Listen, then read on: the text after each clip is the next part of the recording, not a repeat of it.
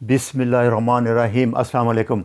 आज मैं आपको यूरिया और क्रिएटिनिन के बारे में बताऊंगा कि इसको कैसे कंट्रोल करें, पहले ही एहतियात कर रहे ताकि क्रोनिक किडनी डिज़ीज़ जो कि 40-45% शुगर के मरीज़ों में और 25 से 30% ब्लड प्रेशर के मरीज़ों से होती है, जिसमें फिर डायलिसिस कराने पड़ता है, एंड स्टेज रिनल फेलियर भी कहते हैं इसको। ये 70-80% दो बीमारियां हैं जो कि गुर्दे फेल करती हैं, और उसका टेस्ट क्या है? Urea creatinine. इसके बारे में मैं आज आपको ज़रा तफसील से बताऊंगा। क्रिएटिनिन कैसे बनती है? ये दो अमीनो एसिड हैं, ग्लाइसिन और आर्जिनिन। ये किडनी में मिल के सिएंडो एस्टिक एसिड बनाते हैं, वो लिवर में जाके क्रिएटिनिन बनती है, और फिर ये क्रिएटिनिन मसल में आके as a creatinine phosphate store होती है, एनर्जी बाउंड, ताकि मसल ने जब काम करना हो तो ये जल्दी 10-15 सेकंड्स के लिए हाई एनर्जी बाउंड होता है। और उसके बाद जब ये दौड़ गए, भाग गए, मसल यूज़ कर लिया, तो फाइनल ये क्रिएटिनिन में कन्वर्ट होती है, जो कि हम टेस्ट करते हैं और वो पेशाब में गुर्दा निकाल देता है। ये आसान सा थोड़ा समझने के लिए आपको, ये उसी चीज़ को बताने के लिए कि ये सारा कुछ जो है लीवर में बनता है। ये देखो, मसल से क्रिएटिनिन बनेगी, ये और गुर्दा इसको पेशाब में निकाल देगा। इसी तरह यूरिया है, ये भी प्रोटीन से ही बनता है। क्रिएटिनिन और यूरिया दोनों प्रोटीन के मेटाबॉलिज्म से, प्रोटीन के ब्रेकडाउन से बनते हैं। जैसे यूरिया है, ये डिहाइड्रेशन में या जीआई ब्लीड हो गया है, हाई प्रोटीन डाइट, उसमें बढ़ जाता है, लेकिन क्रिएटिनिन फिक्स रहती है, इसीलिए हम ज़्यादा वैल्यू देते हैं क्रिएटिनिन को। इसी से फिर हम जीएफआर भी निकालते हैं।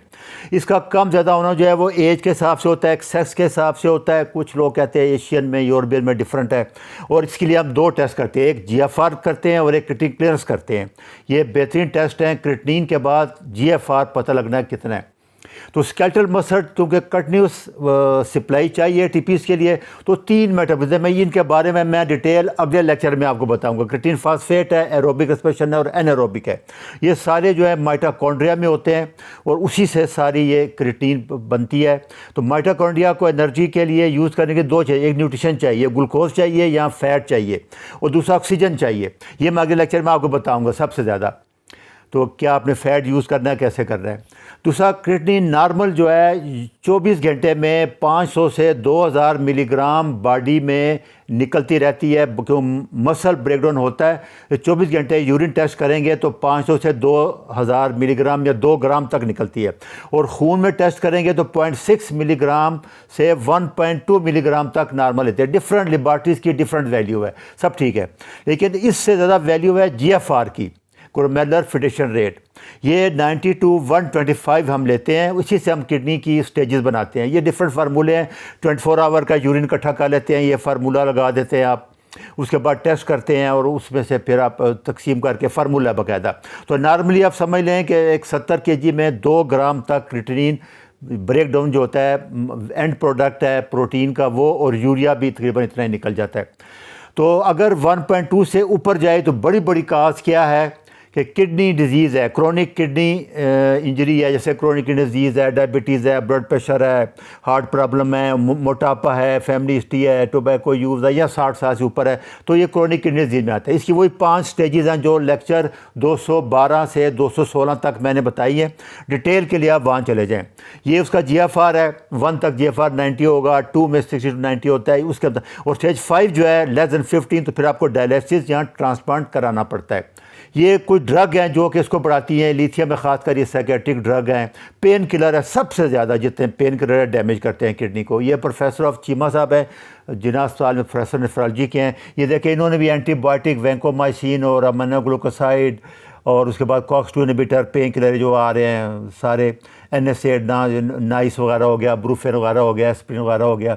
इस स्टेटिन ड्रग के बारे में देखो, इन्होंने कहा मसल डैमेज करती है तो क्रिएटिनिन बढ़ जाती है।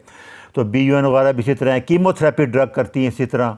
तो ये इन्होंने काफ़ी सारी ड्रग बताई, हैवी मेटल है, कुश्ताज हैं, ये ज़्यादा क्रिएटिनिन बढ़ाते रहते हैं। क्रिएटिनिन अगर कम आ रही हो तो वो भी एक मसला है। वो दूसरा, ये जो वीक लोग होंगे, पतले लोग होंगे, जिनके मसल मास नहीं होगा, उनमें क्रिएटिनिन भी कम बनेगी ज़्यादा। और दूसरा, अगर डिहाइड्रेशन है, इसीलिए मैं कहता हूँ ये जितने टेस्ट कराने होते हैं, सुबह आप उठ के 1-1.5 गिलास पानी पी लिया करें, उसके पौने घंटे बाद जाके टेस्ट कराएं, फिर नॉर्मल आएंगे। या कोई दवाइयाँ ले रहे हैं जैसे मैंने बताई हैं, तो उससे भी फ़र्क पड़ जाएगा सारा। तो इसीलिए जब ज़्यादा पानी पी के जाते हैं तो क्रिएटिनिन यूरिया नीचे आ जाएगा टेस्ट। तो नॉर्मल यही होना चाहिए कि आप 8-10 घंटे खाली पेट ना कराएं ये टेस्ट। हमारे यहाँ रवाज पड़ गया हुआ है, कोई सुनता ही नहीं है बात। उसके बाद BUN आता है या यूरिया। BUN यूरिया से पहली स्टेज है, ब्लड यूरिया नाइट्रोजन। ये 7 से 20 मिलीग्राम तक नॉर्मल होता है और यूरिया 20 से 40 मिली। यूरोप वगैरह में यूरिया काउंट करते हैं, बाकी लोग आजकल BUN कर रहे हैं।